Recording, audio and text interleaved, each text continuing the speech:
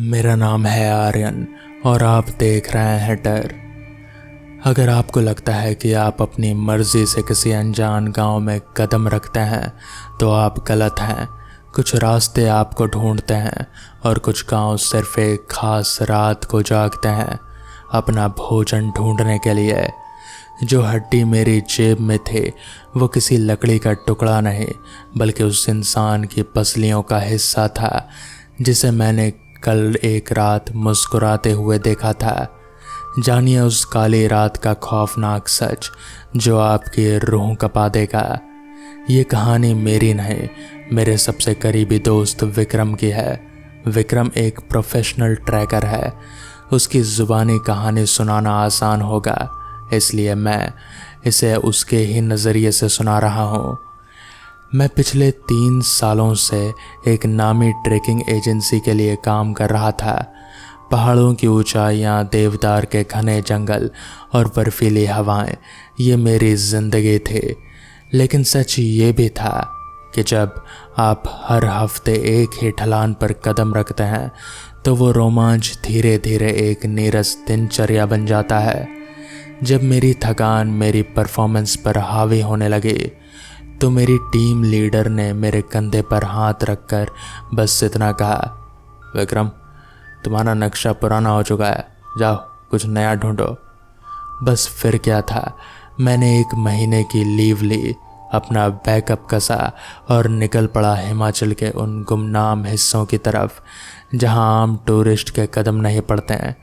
4 दिनों के सफ़र के बाद मैं स्टेट हाईवे 14 के किनारे बसे एक बेहद शांत और रहस्यमय कस्बे केदारधार पहुंचा। केदारधार के चारों तरफ इतने घने और काले जंगल थे कि दोपहर के 3 बजे भी सूरज की किरणें ज़मीन को छू नहीं पाते थे। हवा में एक अजीब सी सीलन और सन्नाटा था। 4 घंटे पैदल चलने के बाद मेरी पानी की बोतल खाली होने को चली थी। मैं भूख से पेट में ऐंठन होने लगी थी। तभी सामने से आती मुझे एक लड़की दिखाई दी। पहाड़ों में इस वक्त किसी अकेली लड़की का घूमना थोड़ा अजीब था। उसने पारंपरिक हिमाचली पोशाक पहन रखे थे और उसके चेहरे पर एक बेहद शांत अलौकिक मुस्कान थी। उसकी आंखें इतनी गहरी थी कि उनमें झांका जा सकता था। इससे पहले कि मैं कुछ बोलता उसने बहुत ही शुद्ध और मधुर हिंदी में कहा, आप काफ़ी थके हुए लग रहे हैं, क्या आपको पानी चाहिए? उसकी आवाज़ में एक अजीब सा खिंचाव था। उसने अपना नाम मेहर बताया। मेरा गांव यहाँ से बस 10 मिनट की दूरी पर है, रुद्रपुर। अगर आप हमारे त्यौहार हैं, आप हमारे मेहमान बनिए। उसने मेरी आंखों में देखते हुए कहा। मुझे लगा शायद किस्मत मुझ पर मेहरबान है। मैं उसके साथ चल दिया। 10 मिनट का रास्ता ख़त्म हुआ और घने जंगल के बीच एक खूबसूरत बिल्कुल साफ सुथरा गांव नज़र आया। लड़की के पुराने नक्काशीदार मकान, जलती हुई मशालें और हवा में भुने हुए मांस की सौंधी खुशबू। मेहर मुझे अपने घर ले गई। उसका परिवार बहुत बड़ा था, करीब 15-16 लोग।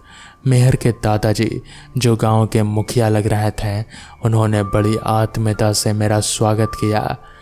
उनके सफ़ेद बाल थे, लंबे दाढ़ी और चेहरे की झुर्रियों में एक अजीब सा खौफनाक तेवर था, लेकिन उनका व्यवहार बहुत ही शालीन था।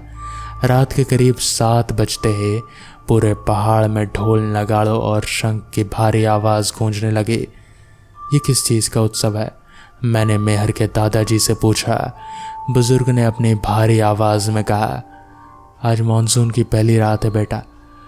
आज हम अपने गांव के सबसे बलशाली नर पशु की बलि देते हैं ताकि हमारी ज़मीन, हमारी नस्ल और ये घाटी सदा जीवित रहे।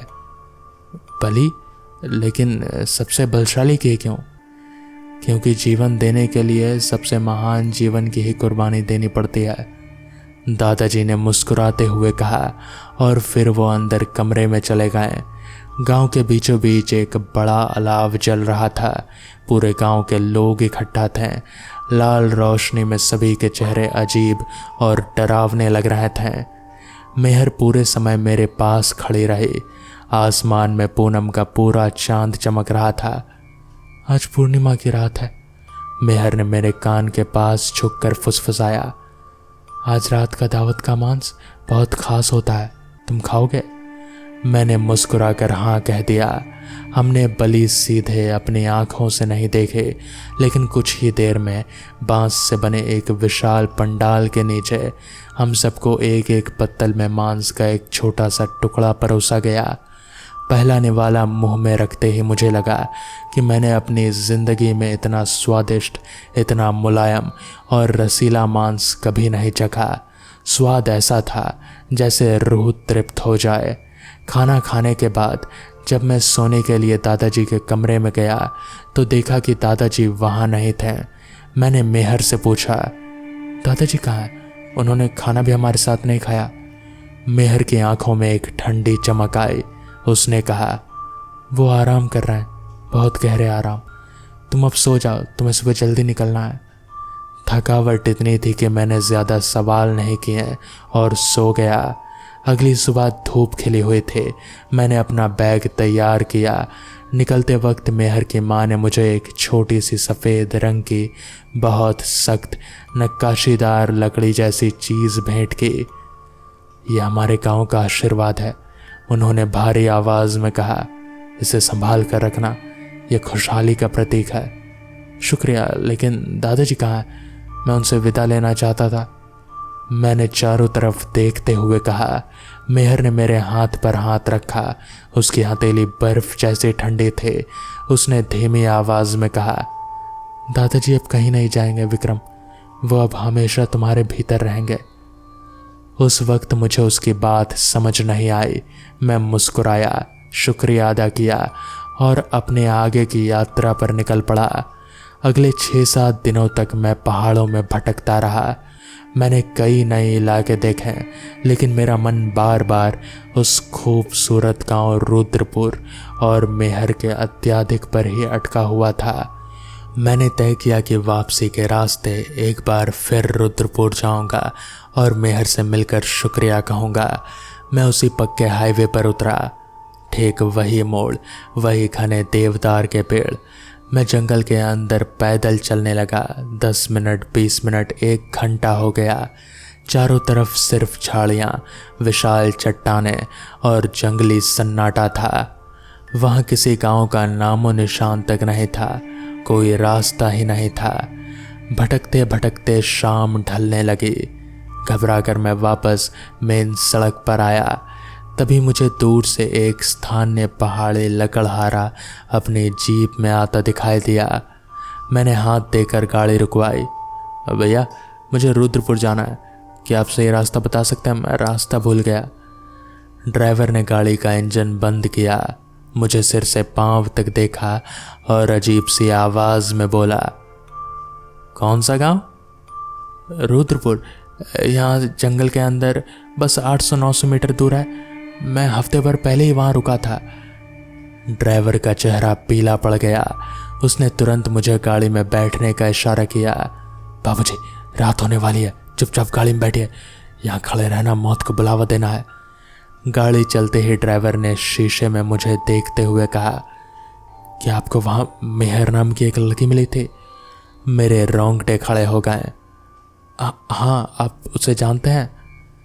क्या उसने आपको मॉनसून के त्यौहार में बुलाया था जहाँ बलि दी जा रही थी? हाँ, आप उस गांव को जानते हैं? फिर मुझे वो रास्ता क्यों नहीं मिला?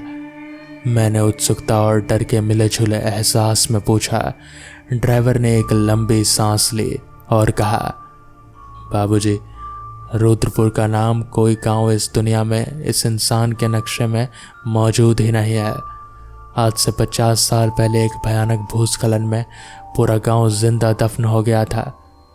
मेरा सिर चकराने लगा। आप बकवास कर रहे हैं। मैंने वहाँ खाना खाया, 15 लोगों से बातें की, रात बिताई। बाबूजी, शांत हो जाइए। ड्राइवर की आवाज़ कांप रही थी। आप अकेले नहीं थे। हर मॉनसून की पहली रात को ऐसा ही होता है। वहाँ पर कोई ना कोई जाता ही है। पूर्णिमा की रात को उस जंगल से गुजरता है, वो उस गांव में खींच लिया जाता है। वो गांव सिर्फ एक रात को जागता है अपनी पूरी परंपरा करने के लिए। परंपरा? कैसी परंपरा? मेरी सांसें अटकने लगी थी। आप जिस सांड की बलि की बात कर रहे थे ना बाबूजी, वो कोई जानवर नहीं था, वो उस मेहर का बूढ़ा दादा था। उस गांव की रूहें हर साल अपने ही सबसे बड़े बुजुर्ग की बलि देती है ताकि उनका अस्तित्व उस प्रेत बाधित दुनिया में कायम रहे। मेरी रीढ़ की हड्डी में एक ठंडी सिहरन दौड़ गई। मुझे उल्टी आने जैसा महसूस होने लगा। वो स्वादिष्ट मांस, वो अनोखा स्वाद। ड्राइवर ने जो आगे कहा, मेरे होश पूरी तरह उड़ा दिए। जाते वक्त उन्होंने आपको एक सफ़ेद लकड़ी का नक्काशीदार टुकड़ा दिया होगा बाबूजी। वो लकड़ी नहीं, वो उस बूढ़े इंसान की पसली की हड्डी है। और उन्होंने आपसे कहा होगा कि दादाजी अब आपके साथ रहेंगे हमेशा, क्योंकि उनका कुछ हिस्सा अब आपके अंदर है। कहा था ना उन्होंने। मैंने बदहवास होकर अपनी जेब में हाथ डाला। जेब खाली थे, वहाँ कोई हड्डी नहीं थे। सिर्फ मेरी उंगलियों पर एक ठंडी सफ़ेद राख जमी हुई थी और हवा में मेहर की वो खौफनाक फुसफुसाहट गूंज रही थे। दादाजी अब हमेशा तुम्हारे भीतर रहेंगे। तो दोस्तों, ये थी आज की कहानी। मैं मिलूंगा आपसे किसी और कहानी के साथ।